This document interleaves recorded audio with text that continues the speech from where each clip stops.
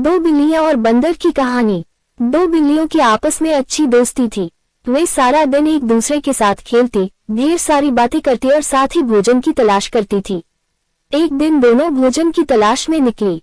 बहुत देर इधर उधर भटकने के बाद उनकी नजर रास्ते पर पड़ी एक रोटी पर पड़ी। एक बिल्ली ने झट से रोटी उठा ली और मुंह में डालने लगी। तब दूसरी बिल्ली उसे टोककर बोली, अरे तुम अकेले कैसे इस रोटी को खा रही हो?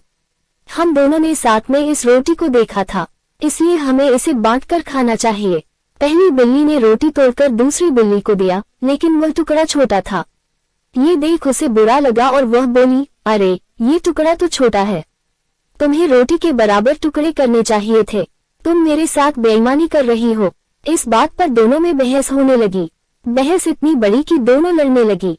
उसी समय वहां से एक बंदर गुजरा। उन्हें लड़ते हुए देख उसने कारण पूछा। बिल्लियों ने उसे सब कुछ बता दिया। सारी बात जानकर बंदर बोला, अरे इतनी सी बात पर तुम दोनों झगड़ रही हो। मेरे पास एक तराजू है, यदि तुम दोनों चाहो तो मैं ये रोटी तुम दोनों में बराबर बराबर सकता हूँ। बिल्लियां तैयार हो गई। बंदर एक तराजू लेकर आ गया। उसने बिल्लियों से रोटी ली और उसे तोड़कर तराजू ने दोनों पलड़े पर रखकर तौलने लगा। भूखी बिल्लियां उसे आस भरी नजरों से देखने लगी। तराजू के पलड़े पर रखी रोटी के टुकड़े में से एक टुकड़ा बड़ा और एक टुकड़ा छोटा था, जिससे पलड़ा एक तरफ झुक गया। तब बंदर बोला, अरे ये क्या, एक टुकड़ा दूसरे से बड़ा है, चलो मैं इसे बराबर कर देता हूँ। उसने रोटी के बड़े टुकड़े को थोड़ा सा तोड़ा और अपने मुंह में डाल लिया। अब दूसरा टुकड़ा पहले से बड़ा हो गया। बंदर ने अब उसे थोड़ा सा तोड़ा और अपने मुंह में डाल लिया। फिर तो यही सिलसिला चल पड़ा। रोटी को जो टुकड़ा बड़ा होता वो बराबर करने बंदर उसे तोड़कर खा जाता। ऐसा करते करते रोटी के बहुत छोटे छोटे टुकड़े रह गए। अब बिल्लियां घबरा गई। उन्हें लगने लगा कि ऐसे में तो उनके हिस्से कुछ भी नहीं आएगा। वे बोली, बंदर भाई तुम भी क्या परेशान होते हो, लाओ अब हम इसे खुद ही आपस में बांट लेंगी।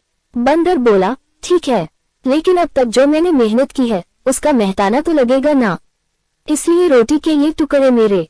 और उसने रोटी के शेष टुकड़े अपने मुंह में डाल लिए और चलता बना।